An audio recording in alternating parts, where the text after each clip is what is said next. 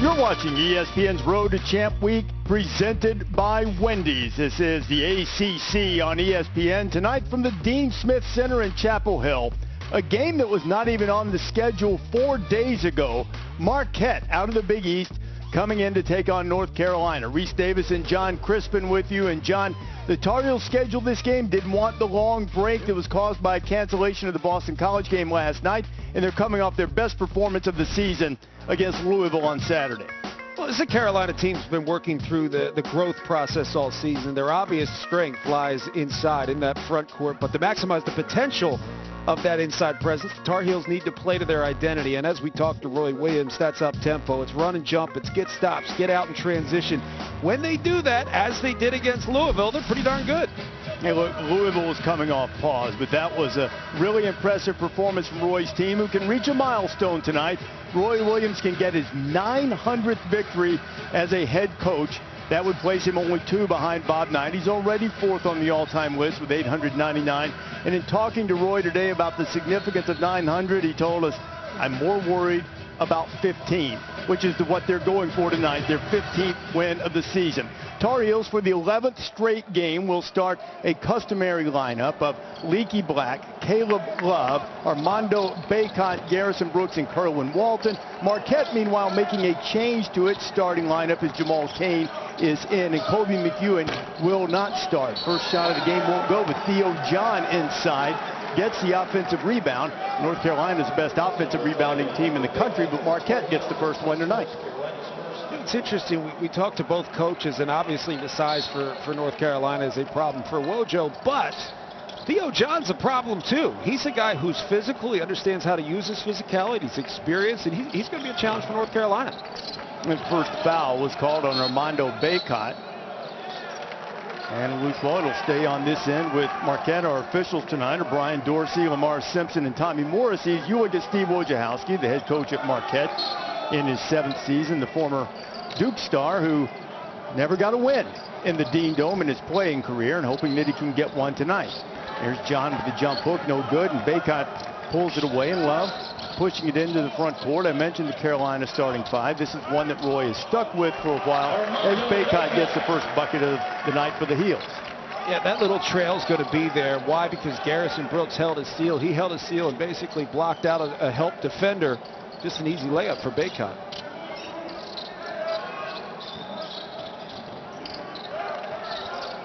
Greg Elliott coming off a 15-point performance, or rather 17-point performance against Butler. Marquette hasn't had a lot of success of late. They've won just 2 of their last 8 bowl victories against Butler. It's Elliott shooting that helped them, and it's been Kerwin Walton's shooting that's helped the Tar Heels. Offensive rebound from North Carolina, and another opportunity for the Heels. Bacot with yet another offensive board. I think he stepped on the baseline. It'll be the Golden Eagles basketball. He did, but the job was already done and the damage was already done. Marquette now fully aware that Wojo and his coaching staff have probably harped on the rebounding in preparation for this game, but there's nothing like seeing it in person. And the size for North Carolina, it's pretty intimidating. As DJ Carton with the basketball, the Ohio State transfer goes all the way to the bucket, and DJ, who leads his team in scoring and just under 13 per game, has his first 2 of the night. And DJ's a high-level basketball player. I mean, he is tough off the bounce. You're going to see them play defense at times almost on his side, almost behind, forcing him to the basket. And a lot of people may not like it, but you're forcing tempo from a team that may muck it up and slow it down. And a foul is called underneath.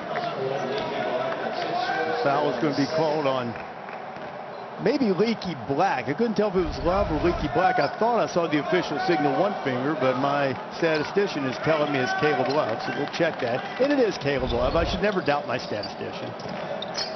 You'll learn. Only 30-plus years in this business to make that mistake early, right? 2-2 in the early going. Marquette, North Carolina, both playing this game. Basically, Roy said he didn't want the long break between games, and Steve Wojciechowski said, why not create a memory, an opportunity for his players? They played in Pauley Pavilion. Now they'll get a chance and are playing tonight in the Dean Smith Center. And So it's an opportunity for Marquette, not necessarily about resume building. The Golden Eagles are 2 games under 500 and unlikely to be able to make a run toward in that March. They would have to win the Big East tournament. That foul was called on the freshman Dawson Garcia, averaging over 12 points a game. It's a guy that North Carolina recruited but opted to cast his lot with Steve Wojciechowski and Marquette. Look, these are games that you get up for a little bit more than others, and it's only human. I think at times we try to act like, no, it's just the next game. Well, that's just cliche. That's coach talk. The reality is kids do get up for big-time blue-blood opponents like the North Carolina Tar Heels. Kerwin Walton, who's been really shooting it well from 3, had his second one of the night rattle out. A little bit of a slow offensive start for both teams.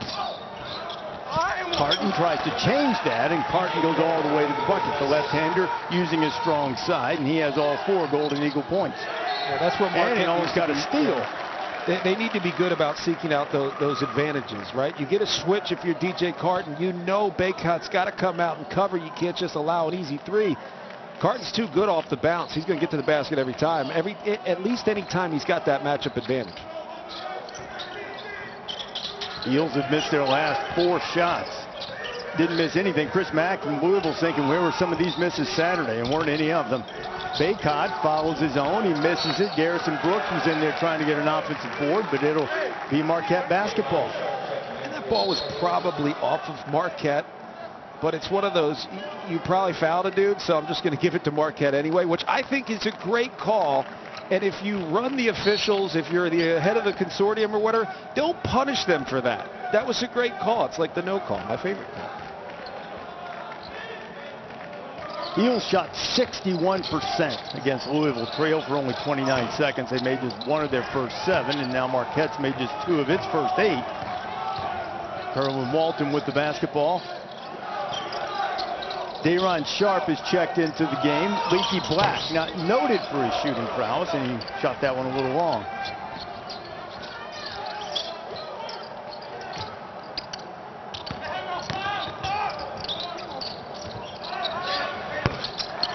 And Garcia knocks down the shot. Big man, a versatile guy who can step out on the perimeter, play inside and out. And Wojciechowski's team jumped to a 4-point lead. They've scored the last 6 points. Garcia does a good job of faking with the basketball, faking the pass, good back cut, leaves him wide open for a shot. Wow. How about that strong move from the freshman Day'Ron Sharp? He's just gotten better and better. Every single game you can just see he's developing feel. His instincts are better, and that means he has to think a little less on the basketball court. And if you're thinking less, you're better off. Well, he's the best offensive rebounder in the country by offensive rebounding rate as Garcia. I'll say Sharp, the freshman, steps inside, and Garcia steps outside, and he scored the last 5 for the Golden Eagles. Garcia's in that perfect position, right? The stretch 4. Everybody seeks that out. He can space you out. He's going to be covered by a 4 or a 5. And little ball fakes make the big men drop. The 6'11" kid out of Prior Lake, Minnesota.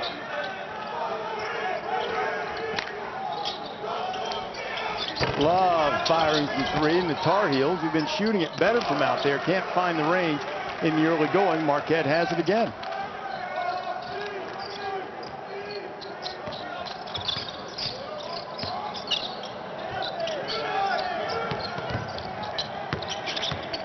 Black putting some pressure on Jamal Cain, who's in the starting lineup for Kobe McEwen. Black was trying to poke it away from behind, but a strong move by Cain, and Marquette is playing very well right out of the game. They've been struggling with the exception of those Butler games, although Wojciechowski said it's their most complete game of the season in the last win against Butler.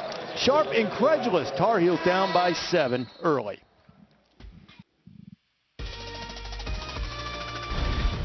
This is the ACC on ESPN, and that face is recognizable across the Atlantic Coast Conference. Steve Wojciechowski had a splendid career as a player at Duke. He was 2-time All-ACC player, National Defensive Player of the Year in 1998, but he did not have any success in the Dean Smith Center. 0-4 as a player in the Dean Dome, 2-7 against Carolina in his career. But he sort of epitomized that gritty defense that Duke played during that era, and he tries to instill that type of toughness in his teams right now, John. Yeah, I just have images of him slapping the floor. I mean, anytime I slapped the floor, I probably got beat right after it. I had to save my energy, but he did. He just lifted. He elevated that intensity of his Duke teams. And it's always interesting to see because he's kind of a blue-collar guy at a blue-chip program, yet he lifted the intensity of the entire program. Carton knocks in the long three, and Marquette's lead is 10. You know, I asked Steve what his thought would be walking into the Dean Smith Center tonight, and he said to make himself feel more like it was at the player, he was going to have his sports information director, Scott Kuykendall, sit across the way and flip him off the whole game. It would feel like it did when he was a player. Sharp misses in North Carolina. Let's just call it like it is, John. They look awful in the early going. Shot on the way and missed by Jose Perez, a transfer from Gardner-Webb, which is in the state of North Carolina. R.J. Davis into the game for the Tar Heels. Sharp tips it up. He can't get it to go, and pulled away by Jamal Cain. Well, considering North Carolina's had 4 offensive rebounds, you think they're going to be able to capitalize, but they haven't been able to do so, and that's a credit to Marquette staying on top of them. Even though North Carolina gets the rebound, they're on top of them right as they get the basketball. Blocked by Sharp since Tar Heels going the other way. R.J. Davis into the game, and I don't think he was trying to call bank. This is game plan for Marquette. It's allow certain guys to shoot, but we're not going to get beat in the paint. So far, so good for Marquette. Another three on the way is no good. Sharp, another rebound for the Tar Heels. North Carolina has missed its first 5 threes. This is not a good three-point shooting Tar Heel team. This is what they do best. Garrison Brooks gets his first basket. Only Kerwin Walton is considered a really a threat from three-point territory, but the Tar Heels have been moving the ball better and have gotten better looks and have shot a little better from three in their recent improved play. Well, they also need to read the seal. I mean, that time Playtech doing a good job getting the ball back out towards the top of the key, reading the seal of Garrison Brooks. He had him on the low side. You got to get the ball back out and get a passing lane. Tar Heels try to go with tempo, and R.J. Davis will go to the free throw line. So R.J. will try to knock in a couple of free throws, but it's been DJ Carton and company. How about this little step back and showing some range for the left-hander? Marquette off to a great start.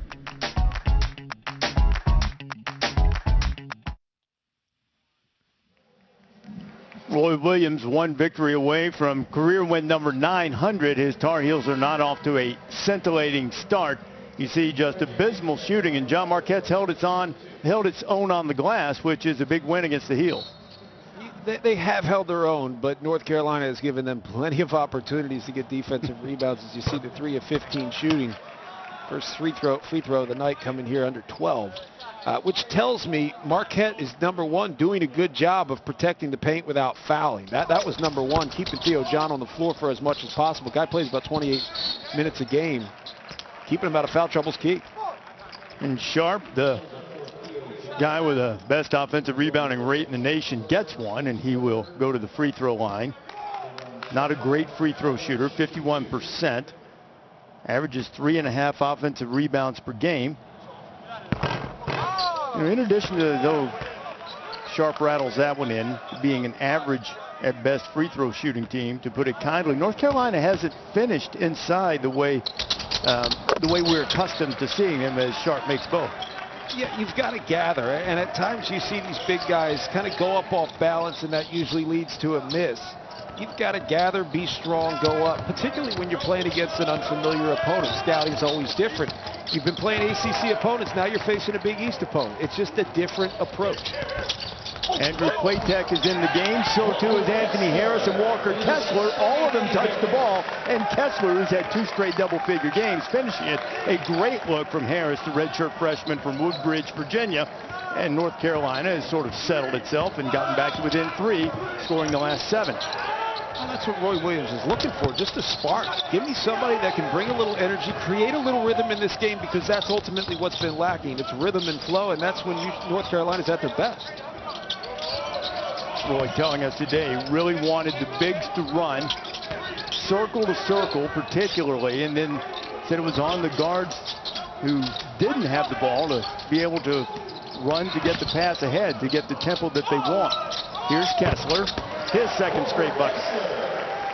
Kessler's good, and the best thing about that's not the made shot. Everybody sees a made jumper and says, oh, he's got that. No, what he's got is the ability to read the play and relocate to the open spot where he can get the open shot.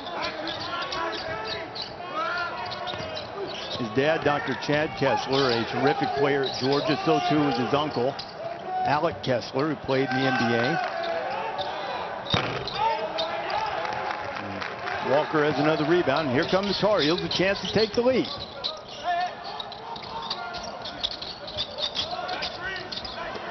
So out for Kessler, and he couldn't quite handle the pass, and it'll be a turnover for the Heels. If you saw Kane fighting down low, I mean, fighting to maintain defensive position, and that's what you have to do if you're undersized, and I was one of those guys. Shoot, I was undersized if I was covering a point guard. You got to play defense early, which means you have to anticipate where that guy's going to go. If it's going to be the ball side block, you need to beat him to the ball side block. Kane did it very well. Symir Torrance back to the bench after a brief appearance. Here's Dawson Garcia and DJ Carton. Carton finds his man in the corner. Kobe McEwen's into the game and into the scorebook, and Marquette, it's their first points in a little over 4 minutes.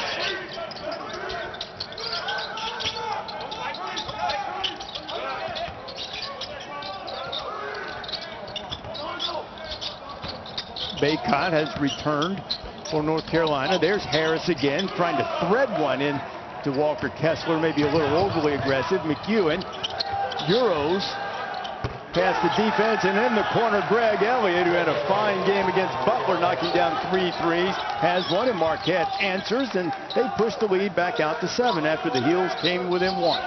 The Euro step has changed the game. That's probably going to be an illegal screen because they call it every time. But the Euro step has changed the game because of the block charge, right? So many teams teach standing in front, taking it on the chest, and yelling and screaming and flying 4 rows back into the stands to sell the charge. The Euro step allows you to get around it. But in addition to getting around it, you're also still a threat to score, which brings help defense. The help defense comes to take the layup away. You got an open 3. It's good basketball. Here is McEwen, who typically is in the starting lineup, started his career at Utah State.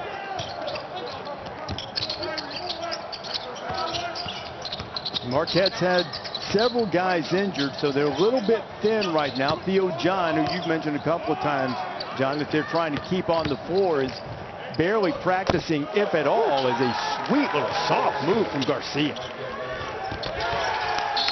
And another turnover for North Carolina.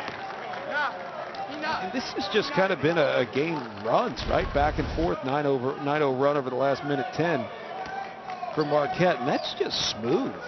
That's what old men do, to hang on to the game. They make good, fundamental, under-control plays like that. Garcia, good feel for it. Long 6'11" freshman, a young guy doing it too, and Garcia goes to the floor, and Marquette turns it over. You know, Roy Williams was talking today, John, about their improved offensive play. They'd assisted on 61% of their baskets in ACC games. He said one of the big reasons, not just better shooting, but taking better care of the basketball. That is not the case so far tonight.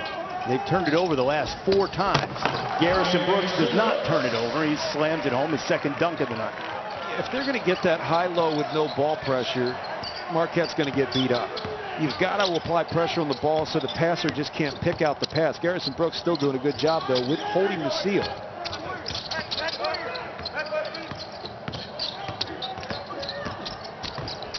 Elliott refused the screen from John. Marquette looks a little jumbled up on offense right now. The shot clock's at 5. But instead, John gets loose. He got a little shove from Kerwin Walton. He got away from it. John scored anyway. And another sloppy pass knocked away as Wojciechowski pleased with his defense and probably his offense too, as Marquette comes in 2 games under 500 but up by 9 on the road.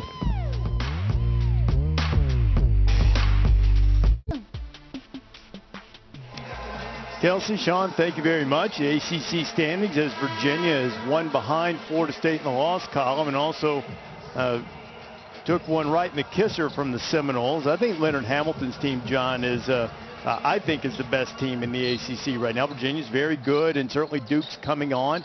But the Seminoles, to me, have set themselves apart. They really have, and they've only gotten better. And it's not just that they've gotten better from scoring or defense. It's general polish.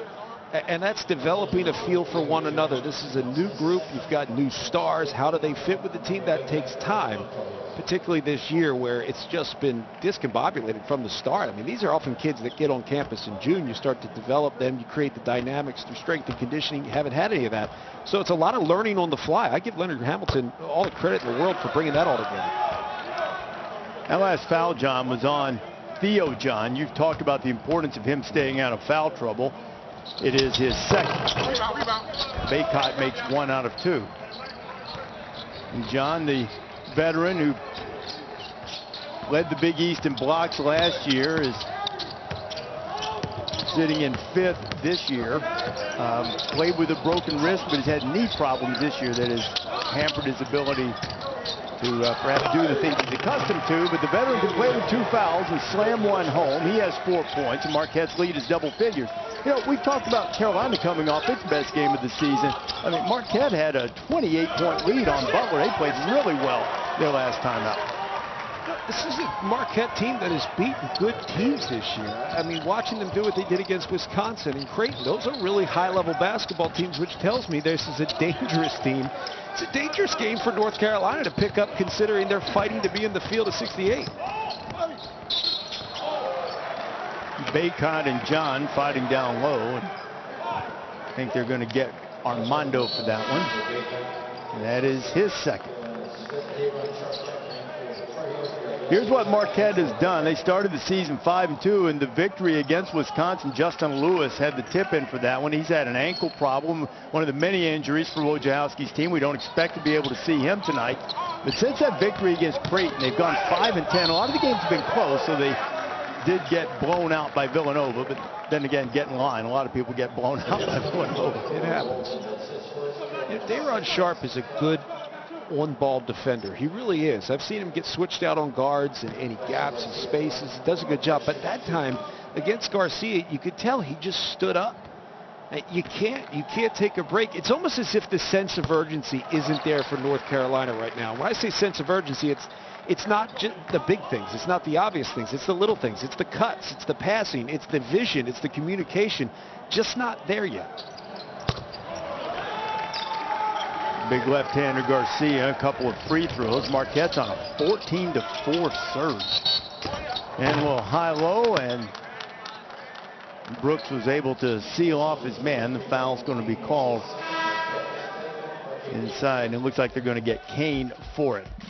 Look what we got coming up on Thursday. Luka Garza in Iowa against Isaiah Livers in Michigan. What a victory for the Wolverines against Ohio State on the road on Sunday. That's Thursday night, 7 o'clock Eastern time, part of the Sonic Blockbuster.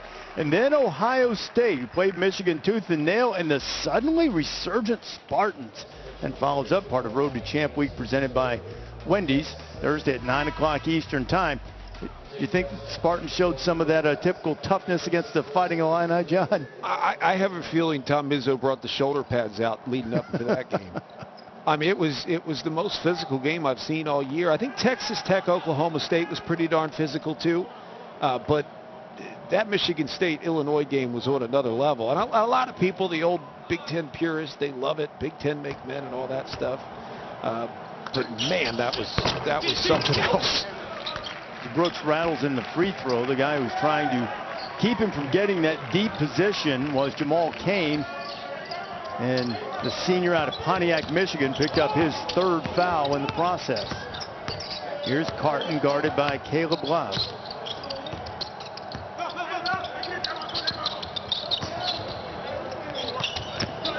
You got John with 2. You got Cain with 3. You got Elliott shooting for a 3 ball, and he couldn't get it. And the Tar Heels, as we head inside 6 minutes, down by 9 and with the ball. R.J. Davis turns the corner. Yeah, that's good offense for North Carolina, but even on the last miss, Marquette was locked in. They countered the defense in terms of how DJ Carton handled the ball screen. 1 or 2 extra passes and a driving kick. You got an open look, so you can feel good about that. That's a feel-good miss.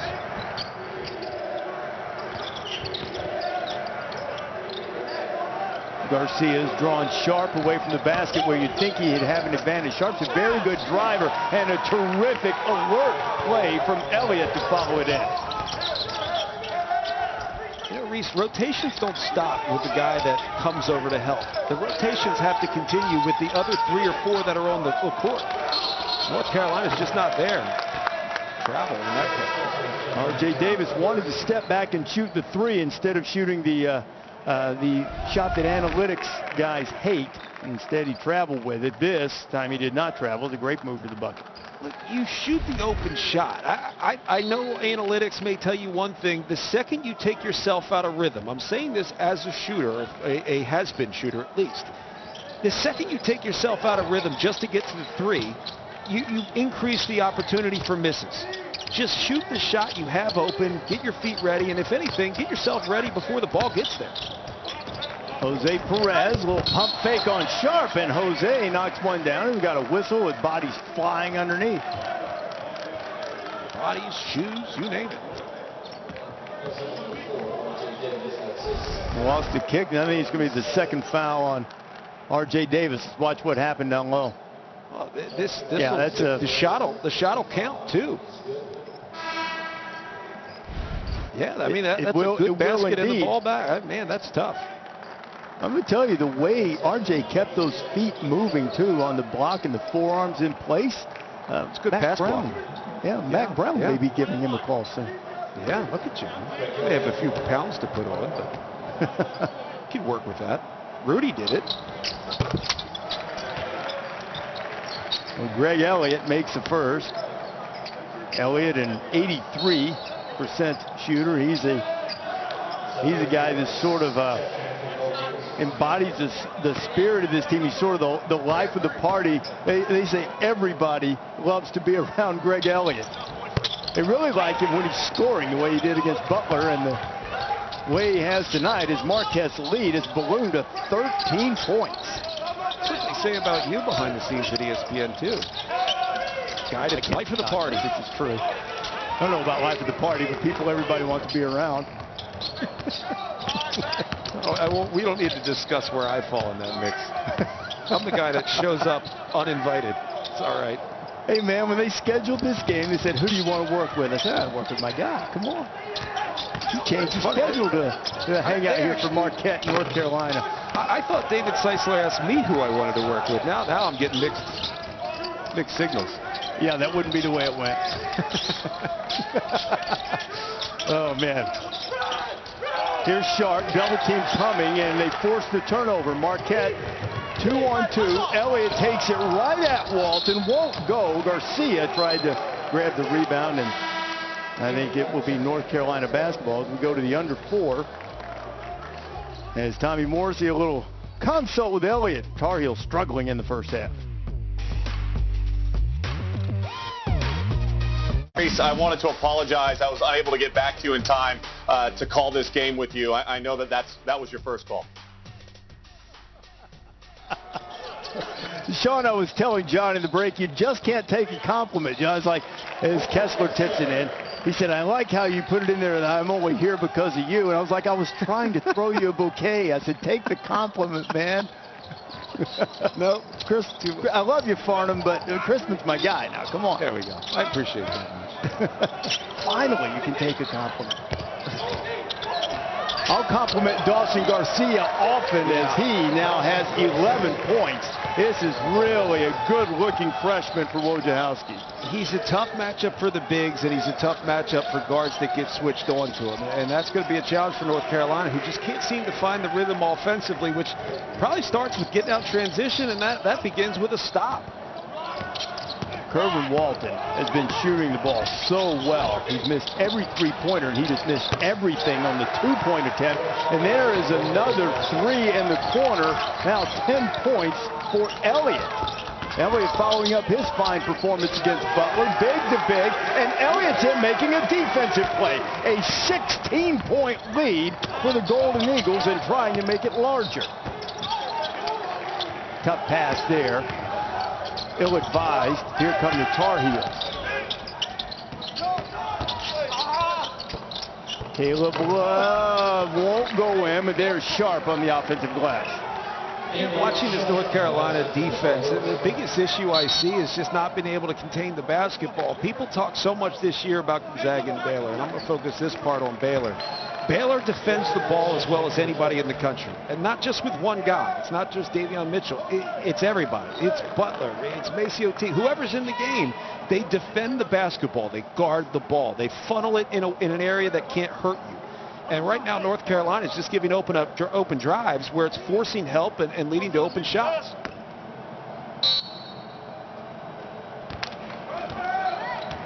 A 14-point lead headed to the 2-minute mark.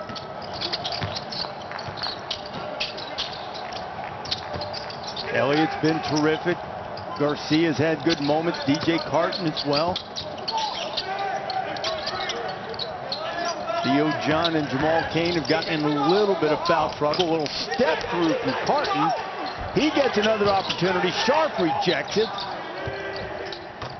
Here's Elliott again, and Elliott is burning it up. His third three-pointer of the night. A 17-point lead for Marquette. So much of this has happened because DJ Carton's just getting to the basket off the bounce. I mean, he's really winning the game in that department. He's not scoring a lot, but the defense is being broken down. He misses a shot, gets his own offensive rebound, and the block is ultimately what sets up the easy opportunity from the corner. But look at DJ Carton continuing to fight. Garcia, a little step through, open shot. All good things happening right now for Marquette. Elliott has 8 of Marquette's last 10 points. That last foul was called on his teammate Kobe McEwen, his first. North Carolina, which is last in the ACC in turnovers with 14 a game, has already turned it over 10 times. And Kerwin Walton, who has had not his best first half, gets his first point of the game. Carolina just needs to get balanced offensively. And sometimes balance is the floor, right? You got to balance the floor. The other time, it's think Villanova, think Ohio State, right? They're always on balance. They've got strong bases. And when you have a strong base, you make a better decision. That's how you find a little confidence in a game like this where you haven't been able to create rhythm. I would expect Walton to come out and play much better in the second half. He's as good a shooter as you'll find. Roy Williams says he thinks he was the best shooter in high school basketball last year coming out. And uncharacteristic for him to miss some of these, but it's been another freshman in Garcia who continues to make his presence felt, a chance for a three-point play. Garcia's just been really good in terms of finding spots. And if you gamble there, Caleb Love, you're going to leave somebody else in a bad spot. If you're going to gamble, you better be there early, man. Your presence has to be shown. You gamble late because you don't want to fight over the top. Somebody else is going to get beat. Garcia's already exceeded his average. He averages a little over 12 per game. He has 14 and 5 rebounds as Marquette has built an 18-point lead. Anthony Harris in the game. There's Anthony from North Carolina as the Tar Heels looking for some combination to finish the last minute of this half on a positive note. Well, the combination is likely going to come from the bench. The bench has scored 15 out of the 27 points. Just need to find a spark. Brooks misses. Marquette can build the lead to 20. The biggest deficit the Heels have faced at halftime this year is just a dozen.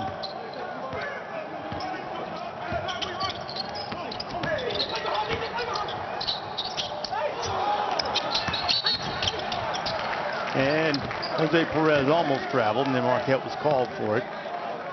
And just the 5th turnover of the first half for the Golden Eagles. Saturday Showcase presented by 5 Hour Energy. Illinois hoping to bounce back after that game against Michigan State, taking on Wisconsin, 2 o'clock Eastern Time on ESPN, hoping to have Ayo Dosunmu join us on College Game Day Saturday morning, the sensational guard from the Illini. In the final few seconds here in Chapel Hill of the first half. It has been all Marquette, a really impressive performance from a team that has lost 6 of its last 8 games, only wins in the last month against Butler. North Carolina's been playing well. There's Garrison Brooks with the follow flush.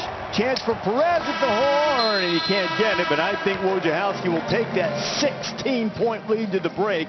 Garcia with 14, Elliott with 13, and Marquette has dominated in the first half. Second half not too far away, but right now we go to the studio and our good friend Kelsey Riggs. Kelsey? You're watching ESPN's Road to Champ Week presented by Wendy's. In the Dean Dome, second half about to start. What was an abysmal first 20 minutes for the Tar Heels, and Marquette was outstanding. Reese Davis, John Crispin with you. Biggest halftime deficit of the season for Carolina. Biggest deficit when they were down 18. And you see how Greg Elliott and Dawson Garcia have dominated this game, John. Yeah, they have dominated this game. I mean, you look, 13 points for Elliott, 16 for Garcia, and North Carolina can't seem to find rhythm, can't find confidence. Defensively, they've struggled. They've chased the basketball. And I would say if this was earlier in the season, losing to a team like Marquette, not sure where they're at in the grand scheme of things, it's great. It's a learning experience. It's a different team. But at this point in the season, you expect a little more polish if you're North Carolina. That was what was lacking the most in the first half. Roy Williams looking for his 900th career victory. He'll be the fourth member of the 900 club. He's already the fourth member of the 199 wins club. But more pressing for the Tar Heels than the significance of this game. This is one of the games in terms of tournament resume that you need to avoid losing. North Carolina's got Florida State, at Syracuse, and Duke coming up with the rest of the regular season. If you throw in a loss tonight, all of a sudden maybe that spot in the field of 68 where Joe Lunardi currently has the Heels sitting at a 9 seed becomes much more precarious. I think the best way to put the first half offensively for the Heels is that Garrison Brooks and Walker Kessler shot 89%, 8 of 9. The rest of the team shot 14%, 3 of 21. And Brooks misses right on cue, just his second miss of the night. And Marquette had a tremendous first half from Garcia with 16 and Elliott with 13 and DJ Carton, who's running the show with 7 and was shooting for 10. And here come the Tar Heels. It just feels like at this part of the season, regardless of whether you're a veteran team, a young team, you just think Al Davis, right? Just win, baby. That's it. You've got to find a way to overcome and win basketball games. So in this case, it's a great test for Carolina to find a way to come back from down 16.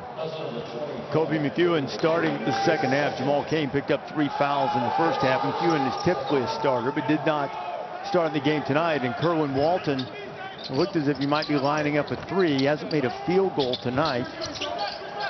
Was the one who drew that foul. Tar Heels not a good three-point shooting team. That's why it's so important for Walton to get going from the perimeter, but the senior Brooks trying to carry them as he scores and has a chance for a three-point play.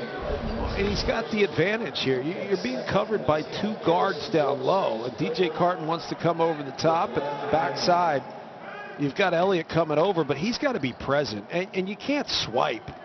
That's fake defense. You can't just swipe and give Garrison Brooks an easy and one opportunity.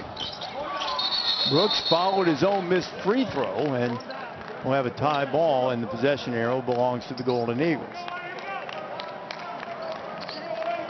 You see it in the body language. You do, right? You see it in the body language for Carolina that there are just nights, and nobody wants to admit this. Coaches don't like to admit it at times either, but the reality, because it sounds like an excuse, but there are just nights where you go, gosh, we just don't have it. The question is, how can you manufacture it? How do you manufacture that without experience, without having senior guards and running the show and managing the game? It's a greater challenge.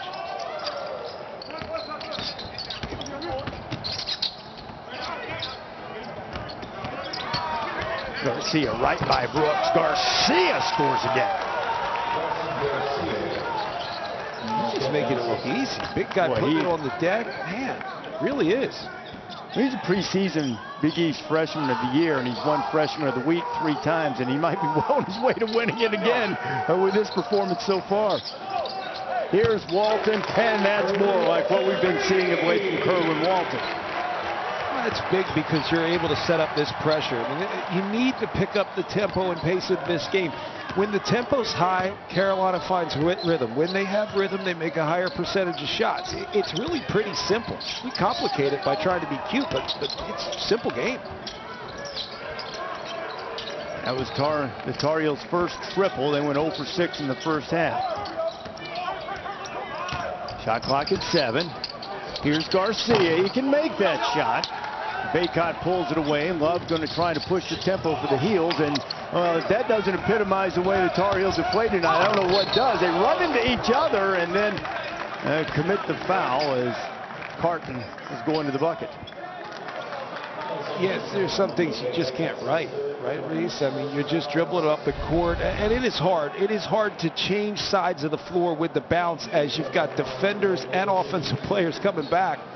Probably not the best decision, and if you're Armando Baycott, you've watched enough Marquette to know that DJ Carton is a highlight waiting to happen, and you don't want to be on the back end of that or the wrong side of that. And that's a third foul on Baycott, and he's going to have a seat. Armando with 3 points and 5 rebounds tonight, and he'll sit out for a while.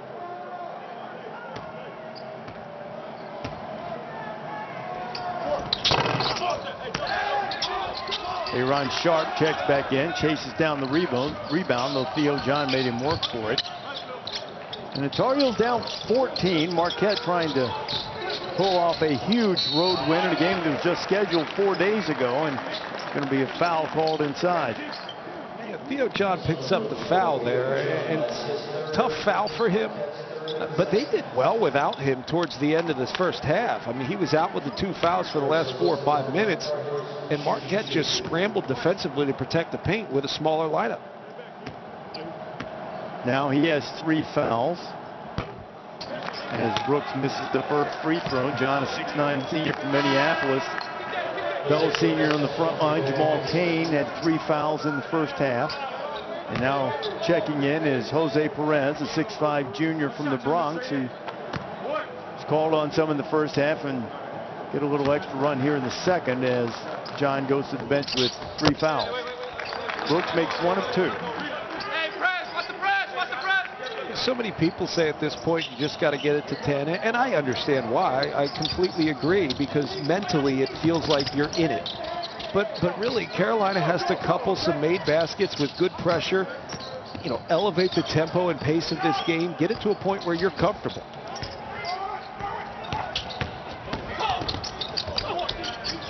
McEwen kicks it back. Now Perez. Buckets. It's too easy. I mean, one of the issues with college basketball for a while there was the overhelp. You overhelp because you go through shell drill, and that's just bad passing. You go through shell drill, ball side, help side. Well, it's different now because everybody wants to play drive and kick basketball. You can't help off of shooters, and Garcia was open for about 12 seconds on that play. Carton goes to the right hand, and Marquette gets the lead back to 18, matching its biggest of the night.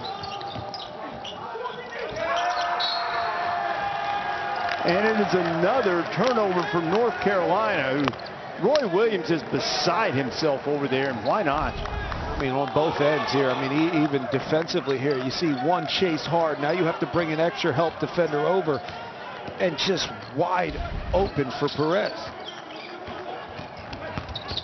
John, I mentioned earlier, Perez, a transfer from Gardner-Webb, which is in Boiling Springs, North Carolina. He was all Big South as a freshman, so he knows about scoring. He averaged about 15 points per game in his 2 seasons playing for the Bulldogs.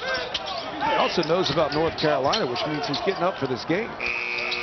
McEwen had to fire one up to beat the shot clock. Tar Heels again have it knocked away McEwen. That's just a bad bounce for Marquette, and Brooks is able to clean it up for the Heels. Good hustle on the defensive end, got a deflection, but it went right to Brooks, and Carolina with a serendipitous moment. Brooks has 14. Well, I talked about, you know, feel-good misses. Well, there are also fool's gold makes. That was a fool's gold make. It's not something you want to build upon. Is that a charge? I think it looks like they called the charge on Garrison Brooks, and they did. And a charge like that from Brooks' open floor, and you wonder how soon frustration starts to set in for the Heels. Touches and 8 points. It's an 8-point game right now, Reese. Virginia trailing.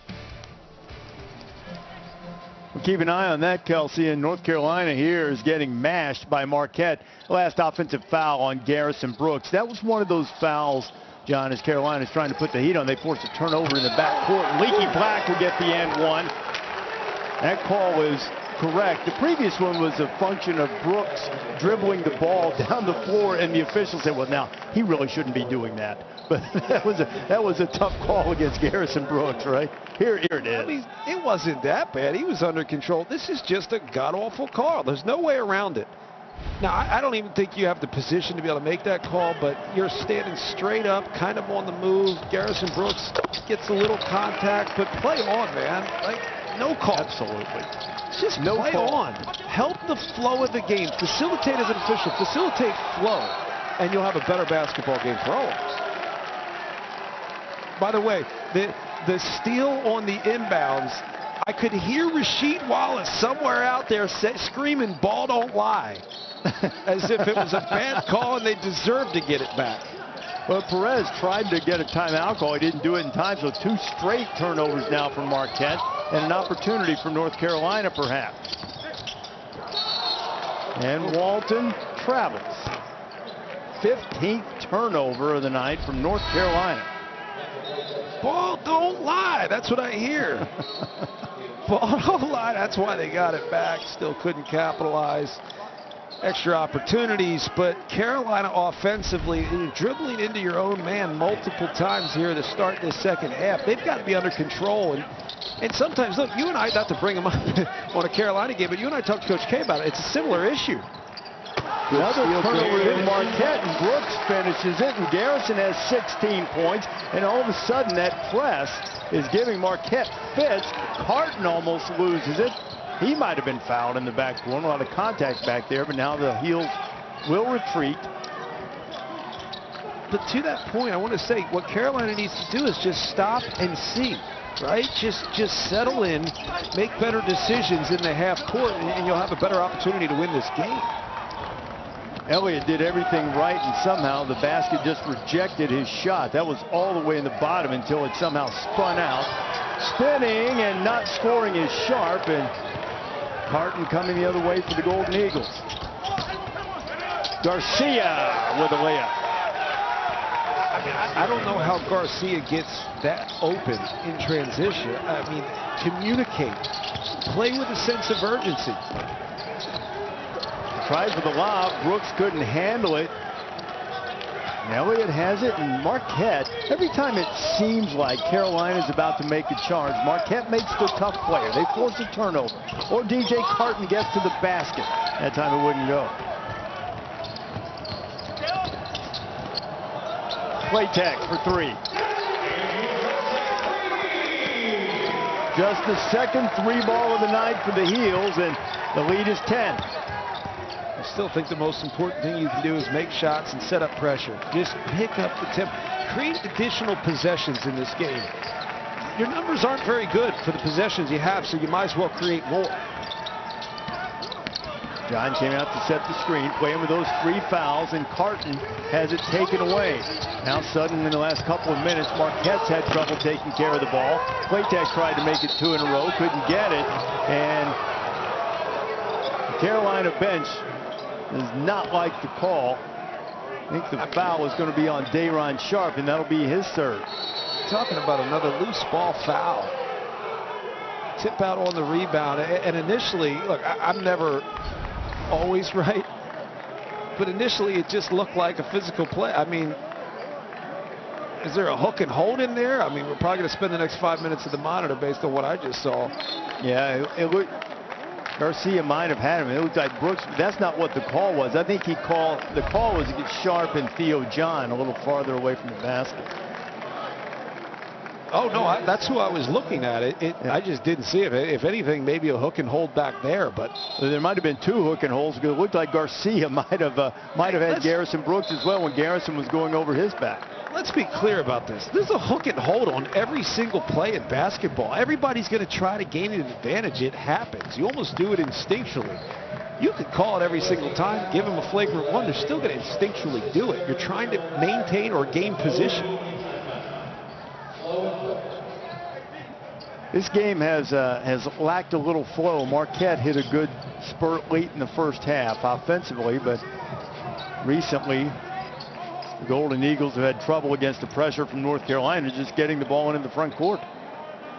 It's lacked flow. I mean, we've had, I hate to put so much on officials, but at times when the whistle's blown, it completely interrupts the flow that we finally have. And that's what that last call just did.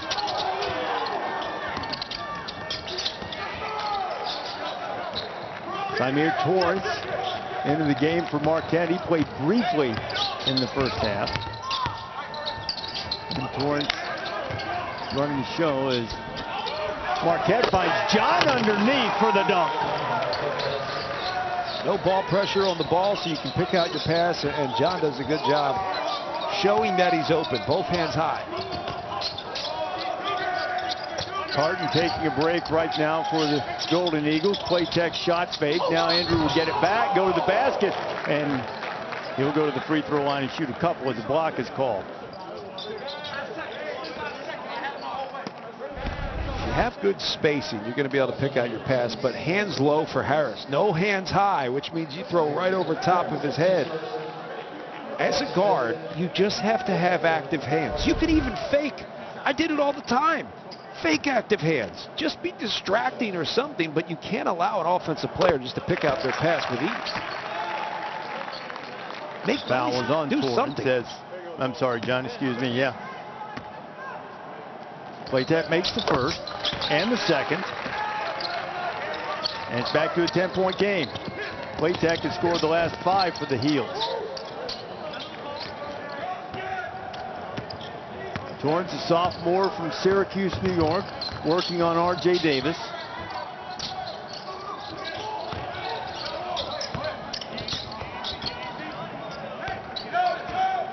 Carolina much more active and aggressive on defense than they were in the first half, though we just saw him give up an easy basket. Not quite as lethargic. Good hands by Playtech. Harris on the push.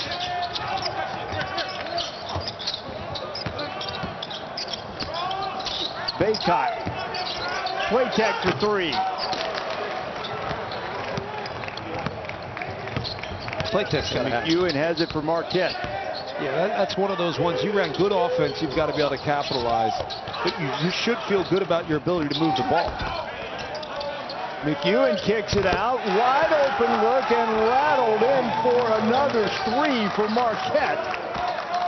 As McEwen made the terrific look. 8-3 of the night for the Golden Eagles. And that's a big swing. You got an open look if you're Carolina. You miss that shot in the corner, and it leads to a 3 on the other end. Offensive rebound, and Garrison Brooks knocks it in. Reese, it doesn't feel like an 11-point game, does it? It feels like it's 15 or 20. Yeah. It feels like the lead is much bigger. That's why you're a little bit wary if you're a Marquette fan right now. Yes.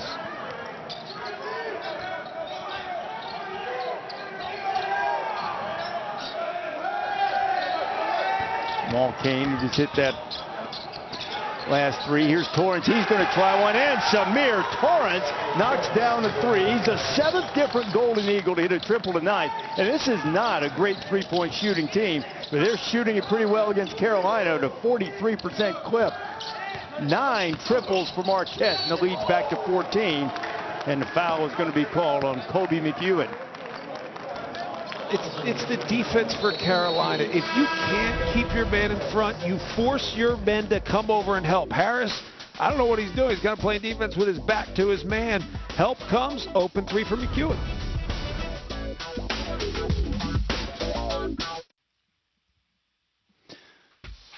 Saturday Showcase presented by 5 Hour Energy. Louisville and Duke Saturday night, 6 o'clock Eastern Time. The Blue Devils have fought their way back to the bubble. Another opportunity for a good win Cardinals bounced back after an abysmal performance against North Carolina to beat Notre Dame last night. And then at 8 o'clock Eastern time, Baylor and Kansas. Boy, Baylor struggled coming off the break against an Iowa State team that's had a rough season, to put it mildly. Bears never really did get in their typical rhythm. We'll see how much better they'll be as they go forward. Baylor's going to have a busy schedule as the Big 12 has rescheduled a number of games that have been postponed. Bears are supposed to play 3 times this week, but their game against West Virginia this week was not going to be played. Not for COVID reasons, just doesn't seem fair to put your best team and put some other teams through that many games in such a short period of time. They're going to play 6 and 12 days or some such thing. But they'll get Kansas on Saturday, and we'll see if Scott Drew's team is closer to regaining that form that has led them to a perfect season so far. Here, Roy Williams looking for victory number 900. North Carolina trying to make sure its tournament resume doesn't take a hit against a Marquette team that has lost 6 of its last 8 games, but has played outstanding basketball tonight and shot it really well from 3. And that's an over and back violation. And Marquette has fallen into a bit of a turnover trap here in the second half as E.J. Carton a little bit gimpy as he comes up. 7th turnover in the second half for Marquette. North Carolina's turned it over 16 times tonight. Yeah, Reese, it's interesting kind of thinking of Kansas. Kansas has accepted their reality, which is we don't have the best basketball players on the floor. That means you got to do a lot of little things well, at times make it messy. There are a lot of teams in the country that haven't gotten comfortable with that. They haven't accepted that. North Carolina being one of them. You don't have the best players on the floor. So you got to do a lot of little things well. You've got to buy into it. Duke in the same light. And at times I always felt like Jamie Johnson didn't buy into that as much, whereas the rest of the guys may have bought into it more. It's something you have to accept at some point if you want to be competitive. Kansas has done it, and I think that's why they're back in the conversation as one of the better teams in the country. Well, how deep, when you say better teams in the country, would you put Kansas in the group? 16, 32, not or better? I would say 16. There's no reason why they can't win. I mean, it really comes down to matchups, as we know. And if you face a team that you as a unit of 5 can control and contain, then yeah, they can beat anybody. College basketball has so much talent out there, but does that talent have chemistry? Can that team with chemistry create rhythm, control the pace of the game to play the game the way they want it played? That's going to be what wins in the NCAA tournament this year. It's just that this year, most teams haven't had the ability or the time to be able to develop that. North Carolina has scored 80 points or more in its last 4 home games. Now, you and I have seen them play very poorly away from home as Sharp cuts to the bucket and gets the dunk, and it's single figures for the first time in what seemed like a long time. In fact, since 5 minutes to go in the first half, Marquette has held a double-digit lead. Now it's been cut to 8 as we head to the 9-minute mark. For the first time in a while, Dawson Garcia get a touch here, wouldn't you? Yeah, he's definitely going to have to get a touch, especially if you can get a switch and capitalize on the mismatch. But Carolina is definitely locked in a little bit more. The communication's been good, and when the communication's good, you end up forcing bad passes. That was a good possession for Carolina after the dunk. This is just good execution. Really, I don't even want to call it good execution. It's just bad defense. Giving up a basket on the outbounds underneath when you know that coaches go over it nonstop in pregame shoot-around, you just scratch your head. Kerwin Walton, he hit one in the second half after having a rough first half shooting. That one wouldn't go. Marquette has it back. Marquette's been very shaky with the ball in the second half. They've turned it over 3 of the last 4 possessions, and maybe that's what Wojo's going to try to do, is settle his team down a little bit. Up 8, a little over 8 to go. Wojo's never had a win as a player. Maybe he can get one as a head coach in the Dean Dome tonight.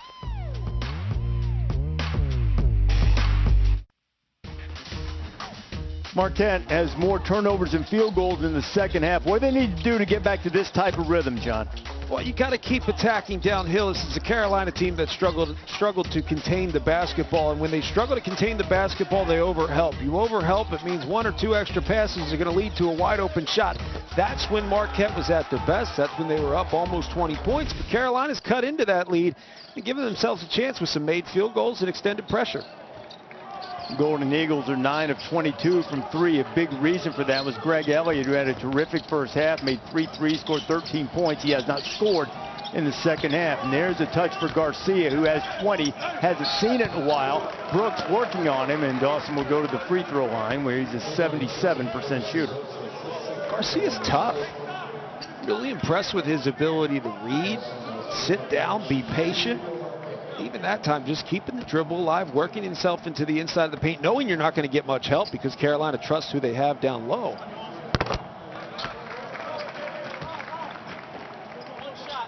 .21 for Garcia. He seems to play his best on big stages now. They got whacked by Villanova, but Garcia had 28 points in that game, and now he's got 22 as the Marquette lead is back to double figures.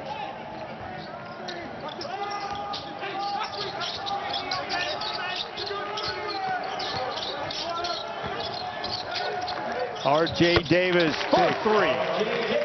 Really big, Reese, and here's why. They're going underneath that screen. You've got to be able to shoot that basketball with confidence. That's a tough place to inbound it. Marquette somehow lives to tell about it. Jamal Cain gets it in the front court. Carolina gets that ball back screen. in now. Yeah, sorry, Reese. Carolina gets that ball screen. They've got to capitalize on that. Force the defense to adjust. If they adjust, the paint opens up. That's when you can start to dominate inside out. Garcia and Brooks are exchanging pleasantries down low. Torrance goes all the way in, over the top, and John with a follow flush. Leaky Black did a decent job on the basketball, but just opened up. I mean, you've got to angle him away from the basket, force a tough shot, leads to a travel. But what it did is it forced the help defender over. When you force the help defender over, you're leaving someone like Theo John wide open for a tip-back jam. Carolina's got to get better on the basketball and stop giving up easy buckets for a Marquette team. Might be walking away with it.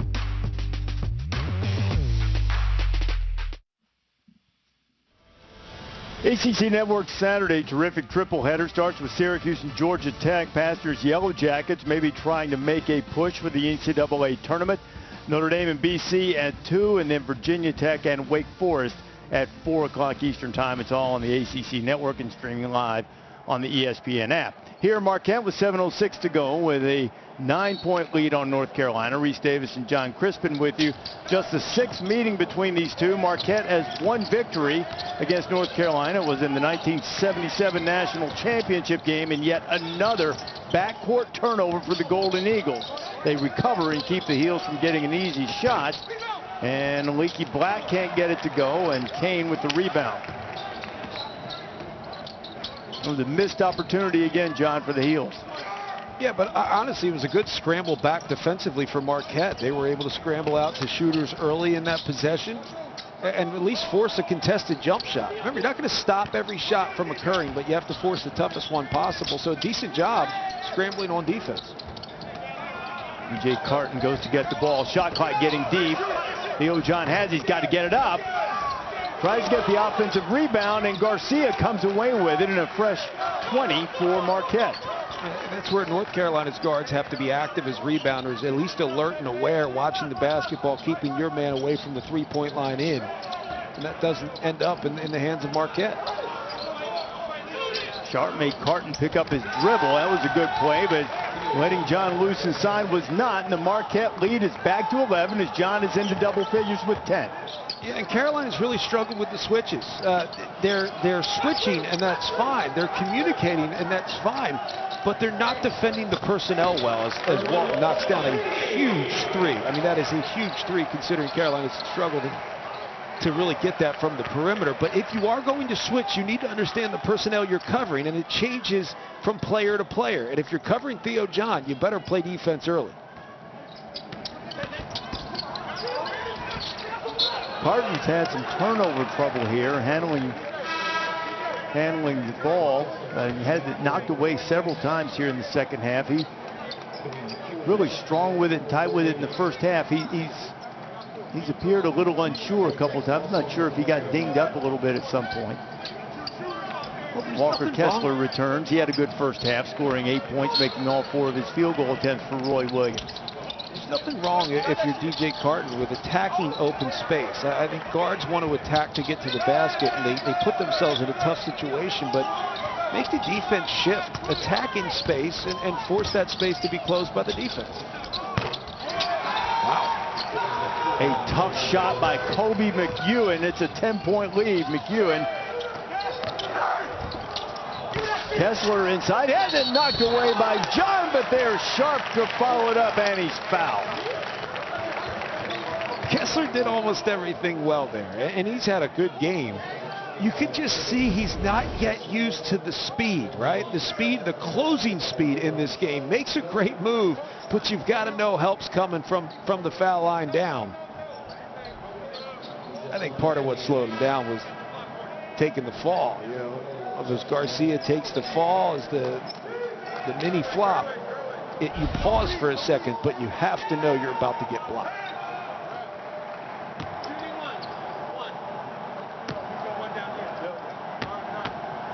Roy Williams, 899 wins. Free throw won't go down for Sharp, so it remains an 8-point edge for Marquette.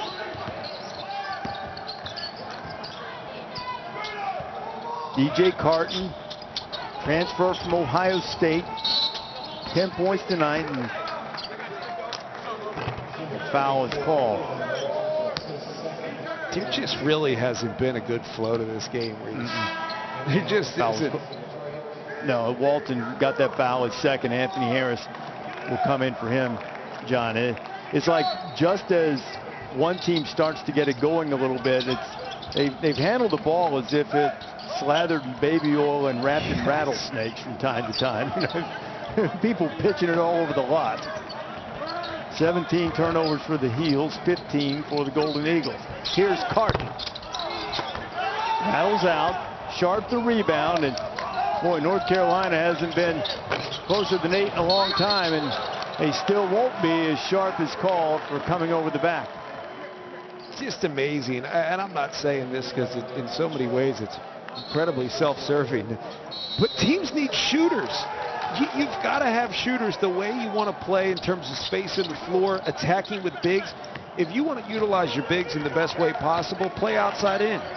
You know, establish yourselves on the perimeter, and then there's less help down low. Game has shifted to that point, but you need guys that can make shots. Carton lost it on the way to the basket again, knocked away by North Carolina. Day'Ron Sharp, for the moment, is staying in the game with those 4 fouls. Here is Steve Wojciechowski. He's in his 7th season at Marquette. Kessler's taking his team to the tournament a couple of times. There's a good friend, Hubert Davis, on the sideline. Threw it all the way into the back court, but headed under 4 minutes to play in the Dean Dome. Marquette with an 8-point lead. And another foul called on North Carolina. That's going to be on R.J. Davis. It's his 3rd. I'm just telling you, it's hard. Look, it's hard as a broadcaster right now to get into a rhythm. And I usually like to call a game by kind of feeling it out, getting into the rhythm of the game, trying not to disrupt it so much. I don't think I'm doing that. I think I'm disrupting the heck out of this game, but there's no rhythm anyway.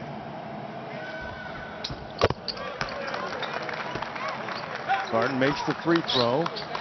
2 or 3 from the line tonight. If he can hit another one, the lead will be back to 10. We talked about this coming in, where Marquette can do this. They can mess up the game a little bit. It can get mucked up a little bit, and that's fine. They've been able to win that way at a pretty high level, considering they beat Wisconsin, beat Creighton, 2 really good basketball teams. And right now the game's a little messy, and they seem to be fine, being able to put together runs when they need baskets. Carton makes them both. You know, John, they struggled before the pandemic ended the season, losing 6 of the last 7 games last year. They lost 6 of 8 here going into the stretch. This is their 6th straight home game, and they've got road game. Got a couple more before they're able to go back home. They go to UConn this weekend. But boy, they'll be riding high if they can go in with a victory in the Dean Dome, if they can finish the deal tonight. SEC regular season title with the win, Reese. That's after the conclusion of this game. And Kelsey Dawson Garcia calls a timeout, unable to get the ball in bounds in that Alabama-Arkansas game that comes up after us. Hogs have won 7 straight SEC games. Their last loss, a 31-point loss to the Tide. See if they can get some revenge in a bit.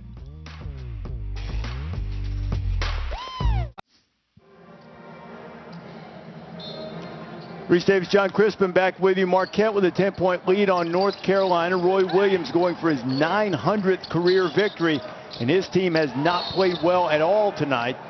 And they foul in the back court. Now, Roy, we asked him about victory number 900. He said the only number he cared about was 15. Tar Heels going for their 15th win tonight.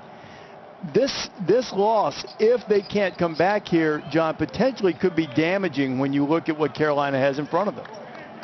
Yeah, look, this is not good at all. I mean, FSU is playing as well as anybody out there. Syracuse is a tough matchup, and then you've got your rival in Duke, whom you already have beaten in their home court. So Carolina has to be playing well heading into those games, and this is not a good start. I do think they have to be careful with the switches here down the stretch. The switches have gotten them into a bad spot in the paint. That's number one. Number two is make simple plays offensively. You just have to find a little momentum. It might not even be about winning this game, but you have to feel good heading out of this game into the next contest. And this has just been a rough one. But it's been a good one for Marquette. I asked Steve Wojciechowski, why play this game? I mean, Marquette almost certainly is going to have to win the Big East tournament. They're going to go to the NCAAs. Wanted to do it for an experience, to create some memories. And if Marquette can hold on for 3.5 minutes, what a memory it would be to come into the Dean Smith Center, having won only 2 of your last 8 games, and stroll out with a victory. Well, I think for Wojo, you asked that question, and the answer is really like, why not? You know, why wouldn't you? But for Carolina, it's a tough question. Like, why would you play this game? I mean, credit Roy Williams for playing this game. It's a good Marquette team. And it's a tough matchup for Carolina. But as he said, down the stretch, Carolina's got opportunities here. This is not out of hand. No, not by any stretch, though. You can't miss many opportunities. In case you're not aware, and I'm sure most of you are watching this game was only scheduled 4 days ago as a result of North Carolina losing several home games to COVID over the course of the season. Most recently, they were supposed to play Boston College on Tuesday night. Marquette didn't want a 10-day break in between. Remember last week, North Carolina went to Twitter and found Northeastern and played a game. Marquette's being far less cooperative than Northeastern was, as Carton has a chance for a 3-point play. And that goes back to what I said earlier. You've got to switch. And if I'm a coach and I'm playing against a switching team, you've got to play matchup basketball. The NBA does that so well. They attack matchups. They play personnel more so than anything else. And right now, that's where Marquette's thriving. They're playing personnel matchups, advantage basketball, where if you got Garrison Brooks covered DJ Carton, he's going to attack, and you're likely going to have to foul to stop him.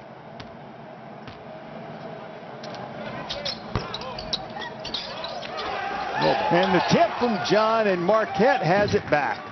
14-point lead inside 3 minutes to go, and the Golden Eagles are sitting pretty, barring an absolute meltdown in the last 2:45. Oh, I keep running ball screens and see if you can get switches. DJ Carton's going to go back to the free throw line. Foul was called on Caleb Love. Caleb has a half dozen assists, but he has really struggled tonight. Love has not scored. 0 for 4. Now he's hobbling a little bit. 0 for 4 from the field. Hasn't shot a free throw. He turned it over 3 times as DJ Carton now has 15 points. If I'm DJ Carton, I get a ball screen opportunity, I'm just going to drag that thing out and see if the big comes with me. If the big comes with me, you've got mismatches down low, and you got a mismatch out top. Advantage Marquette. Golden Eagles have scored the last 8. They've had trouble. They've had close losses in this stretch where they've struggled. Haven't been able to finish games. But this run of 8 straight points when Carolina was knocking on the door has shown some toughness as the foul is called on Jamal Cain, and that is his 4th. You know, I'm going to make a little analogy here, and I really do mean this. You know when someone's knocking on the door just to knock on your door, and you know when someone's knocking on the door and they want to come in. Carolina knocked on the door, but it didn't seem like they ever wanted to come in. I just think it's different, and I don't think their runs didn't put any stress on Marquette. That's what I'm talking about. They didn't really stress Marquette, feeling as if Carolina's about to make a run and come back and take over this basketball game. They were just light knocks, as if they're telling you that your trash cans are still out. You've got to want to come in the door, and that's something Carolina didn't really do. It makes sense in there somewhere. I believe that North Carolina is going to want to put this game tape in those trash cans and roll them out and hope that they're taken away soon. Marquette, on the other hand, hoping that this can spark them to a strong finish. They've got UConn coming up this weekend, and DePaul and Xavier for the Big East tournament. UConn with James Bouknight back. I mean, that to me is an NCAA tournament team, not only an NCAA, they're dangerous. Good guard play is dangerous in the tournament. Under 2 minutes to go. Carolina down by 15 in search of a miracle. Love for three. North Carolina now 4 of 17 from behind the arc. We've said they're not a great three-point shooting team, but they've been even below their norm tonight. Dawson Garcia has not been below his. The freshman has been terrific. He's got 24 to lead everybody. How impressed are you with him, with Garcia as the foul's called on John for moving underneath Sharp? I've just really been impressed with his smooth left-hander. Yes, I tell you, most people are impressed when they see 9 of 13 shooting and 24 points against a team like Carolina from a freshman. But what I'm impressed with is his feel for the game, his understanding of where to be in different situations. I mean, there the pressure was extended. There's a double team on the ball. He made himself present, stepped right into a jump shot, and shot it with confidence in rhythm. Those are little things that you see experienced players do, and he's done that a number of times throughout the course of this game. He's made experienced player plays. He's one of several guys on Marquette's team that really cares a lot about the way they dress and the way they look. And you know the old saying, look good, feel good, play good. And he has been playing well tonight. Look, you're a proponent of that. We're wearing suits, right? You're a proponent of that. Hey, come on. I am. I mean, you look at they ought to put us on camera. I don't think they have all night, because whether you're at the arena or in your spectacular home office, as you and I are right now, you should dress for success. And you and I are wearing ties. I see a lot of our colleagues who aren't doing that. I don't understand it. I'll let you criticize them. You can criticize them. I don't know. I don't have the longevity here, and I need to make friends. So it's too late for that. There we are. But there we are. Look, yeah. Look at this. Professional. Natalie tired. Now I feel badly. I unbuttoned the top button. See. No. Thought we were still safe. Look good, don't you? We're trying. It's funny.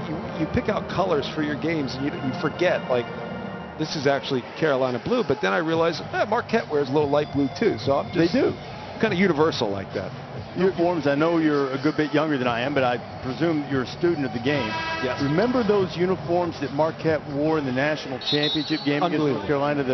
They have Marquette across the bottom with Butch Lee and Bo Ellis. That was the only win in 5 tries that Marquette has had against North Carolina, and they're about to get a second one tonight. They won't celebrate like winning the national championship, but it's going to feel good for sure.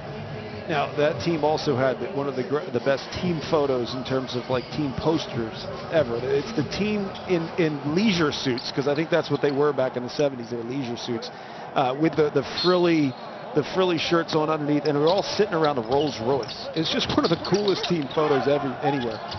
That was vintage Al McGuire. Oh, yeah. Black with the steal and a turnover, and that's one of North Carolina's night in a capsule. And Anthony Harris is going to foul Carton in the front court, just over a minute to play. There are times when you look at the tape, and if it's bad enough, you throw it out. But you do have to learn from this. And I know as a coach and staff, you're going to think about the things like, where can we get better from this game? And I feel it's as simple as a sense of urgency. There are little things here and there where the matchups were bad. You switch and you get DJ Carton being covered by Garrison Brooks. That's a bad matchup. But at the same time, so much of it's effort, communication, simple things that you're all in control of. Frustrating night for the Heels. 17 now for Carton as Leaky Black, the junior from Concord, North Carolina, will go to the bench. Frustrating night for him, and the Tar Heels will have to try to regroup. And when you're regrouping, it's not really good to see Leonard Hamilton Seminoles across the court. That's a really good team as Kessler follows it in, and Walker is into double figures for the third straight game. Marquette's going to stroll out of here, a last-minute scheduled game. They're going to get a victory and hand North Carolina only its 18th non-conference loss in the 35-year history of the Smith Center. And Steve Wojciechowski, who won some games as an assistant coach, certainly during his time on Mike Krzyzewski's staff at Duke, did not win in this building as a player. And this one's gonna feel good. Free ball and the quick timeout from North Carolina, and the lead's a dozen. It's just a 30-second timeout here. You know, as an assistant coach, you feel good about winning at North Carolina. But then when you become a head coach, all the things you did as assistant don't matter anymore, because now it's your program and you have to do it as a head coach. So I've got to think this win feels really good for Wojo. I mean, we put that graphic up where it said 0-4 at the Dean Smith Center, and people probably say, oh, that's mean. Why would you put that up? He's fully aware of it. And the type of competitor he is, are you kidding me? He's fully aware of the fact that he hasn't won in this building as a player or a head coach. So this does matter. This moves the needle. Well, look, I mean, we've mentioned it a couple of times with the last-minute scheduling of this game and just creating not only the memory now, but perhaps the momentum for Marquette. They've played well against some good teams this year. Many of the losses in this streak where they'd lost 6 of 8 coming into this game had been relatively close. So 4 of them were by 7 or fewer. Another one of them was in overtime. So it's not like they were going out and just getting blasted every night. Now an opportunity, perhaps. Certainly a tough game coming up this weekend against Connecticut. Then game against DePaul before going home to finish the regular season against Xavier. And perhaps in this most bizarre of seasons, they can use this game as a springboard and build some momentum to make one of those championship week runs. Well, Reese, it's easy to compound mistakes. So when you develop the habit of having, bad mistakes and you make the same mistake over, it's easy to compound those mistakes. It's much harder in college basketball to replicate success, because what players think got them to success isn't really what made them successful. It's not making shots. I mean, it's mismake basketball at that point. It's about the things that lead to open shots. It's the amount of high percentage shots you get, and it's what you did to get those. Marquette played a good game because they capitalized on matchups. They got to the basket, they forced help, they got open looks, and Carolina did. It's as simple as that. This is a thin team that's dealing with a lot of injuries right now, rarely able to practice as a unit. And when it would be easy to be beleaguered and beaten down and maybe just come here and show up for the experience and for the game rather than practice. Instead, the Golden Eagles come into Chapel Hill. They're going to fire up one just because the shot clock would, well, they got the shot clock violation anyway, and they're going to have a double-digit win as Roy Williams and Steve Wojciechowski meet at midcourt as last seconds will tick off, and a terrific performance by Marquette out of the Big East, coming on the road and beating North Carolina 83-70, a game that the Tar Heels led 2-0 and never led again.